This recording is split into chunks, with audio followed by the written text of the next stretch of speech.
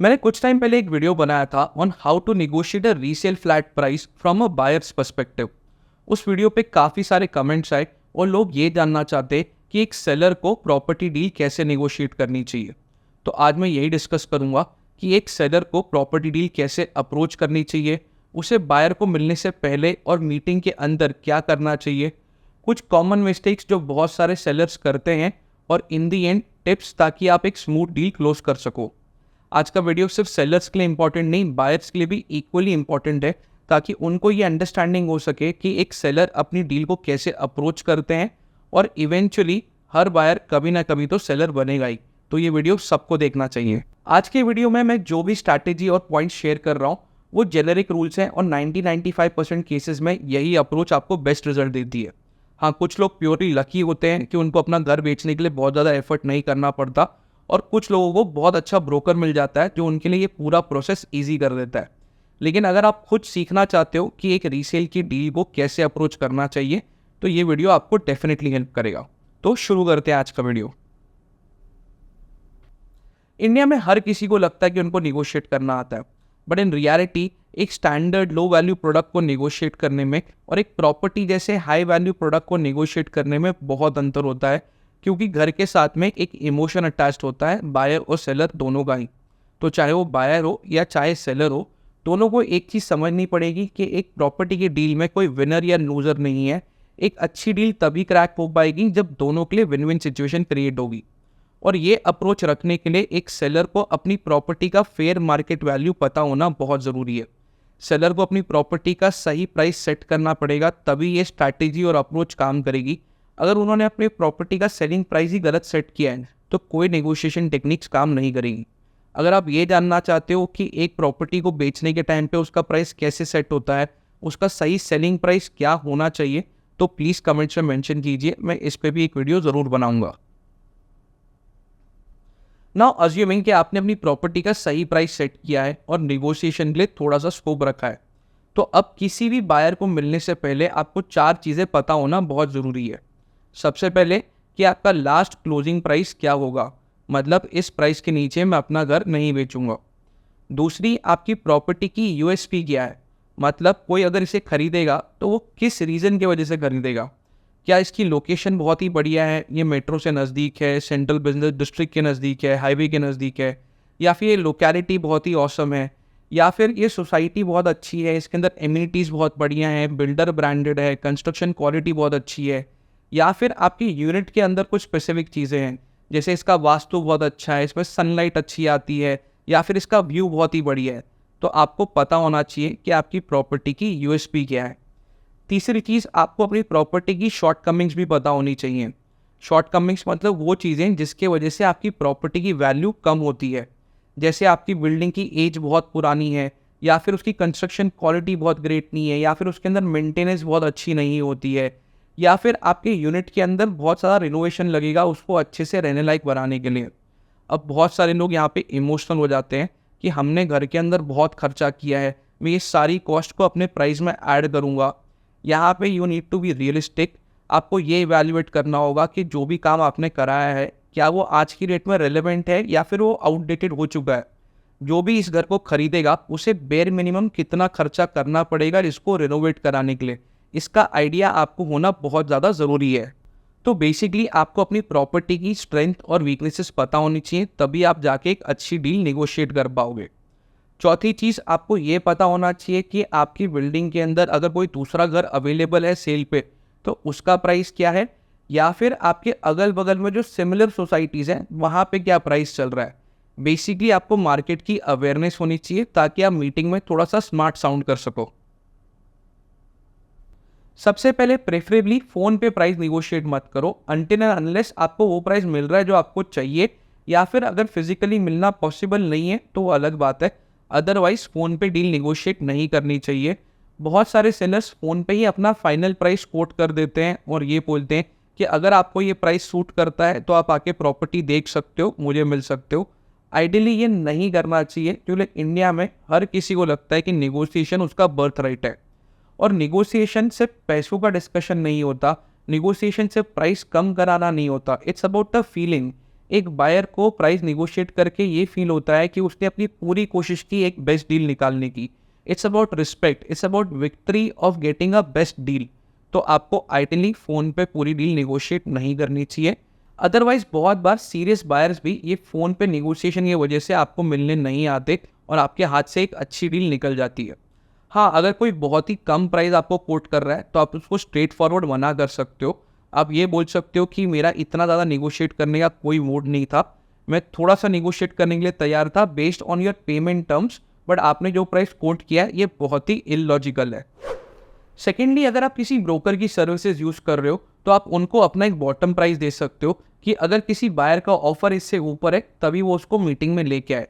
लेकिन इसमें एक प्रॉब्लम है, बहुत बार ब्रोकर्स इसको फाइनल प्राइस कंसिडर कर लेते हैं और वो बायर की एक्सपेक्टेशन सेटिंग गलत कर देते हैं, जिस वजह से कोई भी एडिशनल प्राइस बेनिफिट मिलने का स्कोप खत्म हो जाता है। तो जब भी आप ब्रोकर से डील कर रहे हो तो आपको क्या चाहिए और उनसे क्या एक्सपेक्टेशन है ये उनको क्लियरली बता दो। आप जब बायर को मिलोगे तो नेगोशिएशन शुरू करने के पहले आपको कुछ चीज़ें फिगर आउट करनी होंगी। सबसे पहले आपको ये समझना है कि वो प्रॉपर्टी खरीदना क्यों चाहते हैं, क्या वो एक इन्वेस्टर है या फिर एक एंड यूज़र, क्योंकि दोनों ही केस में उनकी अप्रोच चेंज हो जाएगी और आपकी डिस्कशन पॉइंट्स भी। अगर कोई इन्वेस्टर है तो उनका मेजर फोकस होगा कि आज की रेंटल इनकम क्या है और फ्यूचर में कैपिटल एप्रिसिएशन का स्कोप क्या है, और इसीलिए वो प्राइस पे हार्ड निगोशिएट करेंगे। आप निगोशिएट करोगे पेमेंट टर्म्स पे कि आपको कितनी जल्दी पेमेंट मिल सकती है और वो कैसे मिलेगी। अगर कोई एंड यूज़र है तो उसका मेजर रीज़न ऑफ परचेस होगा because of the location, locality या फिर सोसाइटी। तो आप प्राइस पे नहीं बट प्रॉपर्टी की वैल्यू पे और यूएसपी पे निगोशिएट करोगे। बट कोई भी बायर मीटिंग में आते ही आपको अपना पर्पस नहीं बताएगा। इसको समझने के लिए आपको उनको काफ़ी सारे क्वेश्चंस पूछने होंगे। बेसिकली आपको बायर के बारे में और जानना होगा। ये पूछना होगा कि वो कहाँ काम करते हैं, कौन सी सिटी से बिलोंग करते हैं, अभी कहाँ रहते हैं, क्या वो रेंट की प्रॉपर्टी है या वो अपनी है, उनकी फैमिली में और कौन कौन है, बच्चे अगर छोटे हैं तो वो कौन से स्कूल में पढ़ते हैं, अगर वर्किंग है तो वो कहाँ काम करते हैं, बेसिकली फैमिली में कितने अर्निंग मेंबर्स हैं। इससे आपको आइडिया आएगा कि आपका घर वो अफोर्ड कर सकते हैं या नहीं कर सकते, या वो एंड यूज़र हैं या फिर वो एक इन्वेस्टर है, उनका पर्पस क्या है खरीदने का, उनकी अर्जेंसी कितनी है। अब फॉर एग्जांपल अगर कोई उसी लोकेलिटी में बहुत सालों से रह रहा है तो बहुत हाई पॉसिबिलिटी है कि वो आपके घर को लेना पसंद करेगा। अगर किसी के बच्चे उसी लोकेलिटी में स्कूल में पढ़ते हैं, उसी सेक्टर में हैं, तो फिर हाई पॉसिबिलिटी है कि वो एक सीरियस बायर है।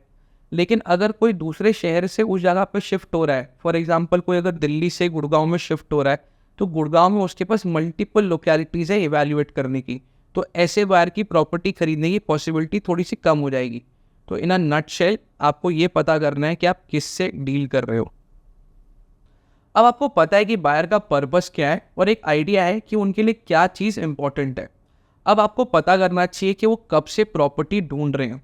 आप बातों बातों में ये चीज़ उनसे डायरेक्टली पूछ सकते हो, क्योंकि इससे आपको एक रफ आइडिया आ जाएगा कि आगे का निगोशिएशन कैसे जाने वाला है। क्योंकि अगर किसी को बहुत ही कम टाइम हुआ है प्रॉपर्टी ढूंढते हुए तो इसकी बहुत ही हाई पॉसिबिलिटी है कि उनको मार्केट की, लोकेलिटी की, प्राइसिंग की अंडरस्टैंडिंग थोड़ी सी कम होगी, और ऐसे केस में या तो आप बहुत ही जल्दी बहुत ही बढ़िया प्राइस पर डील क्लोज कर सकते हो, लेकिन मोस्ट ऑफ द टाइम ऐसे बायर्स थोड़े से ओवर कॉन्फिडेंट होते हैं क्योंकि उनको लगता है कि वो बहुत ही बढ़िया डील निगोशिएट कर सकते हैं और इसीलिए वो बहुत ही कम प्राइस कोट करते हैं। तो ऐसी डील को निगोशिएट करना थोड़ा सा मुश्किल हो जाता है। दूसरा केस है जब बायर्स बहुत टाइम से प्रॉपर्टी ढूंढ रहे हैं, उनको 1-2 साल हो गया प्रॉपर्टी ढूंढते हुए, उनको कोई चीज़ पसंद ही नहीं आती, उनको ऐसी कोई चीज़ चाहिए जो दूसरा कोई उनको दे ही नहीं पा रहा। ऐसे बायर्स को प्रॉपर्टी तो आज चाहिए होती है लेकिन प्राइस चाहिए होता है उनको 2 साल पुराना। तो अगेन ऐसे बायर्स के साथ निगोशिएट करना थोड़ा सा मुश्किल हो जाता है। तीसरा और बेस्ट केस है ऐसे प्रॉपर्टी बायर जिनको 3 महीने से 1 साल हो चुके हैं प्रॉपर्टी ढूंढते हुए। ऐसे लोगों को मार्केट के बारे में पूरी अंडरस्टैंडिंग होती है। यूजुअली इनके हाथ से कोई 1-2 अच्छी डील्स मिस हो चुकी होती हैं और इसीलिए अभी वो बहुत ही सीरियस होते हैं प्रॉपर्टी खरीदने के बारे में। अगेन ये एक जेनरिक एनालिसिस है, इसमें ऑफकोर्स एक्सेप्शन हो सकते हैं बट इन जनरल ये रूल काम करता है। अब आपने बेसिक इन्फॉर्मेशन एक्सचेंज कर ली है तो अब निगोशिएशन शुरू करते हैं, लेकिन उसके पहले आपको एक्सपेक्टेशन सेट करना बहुत ज़रूरी है। अब बहुत बार मैंने देखा है कि जब निगोशिएशन शुरू होता है तो बायर पूछते हैं कि हाँ जी बताइए, तो सेलर बोलते हैं कि आपको ब्रोकर ने तो हमारा आस्किंग प्राइस बताया हुआ है।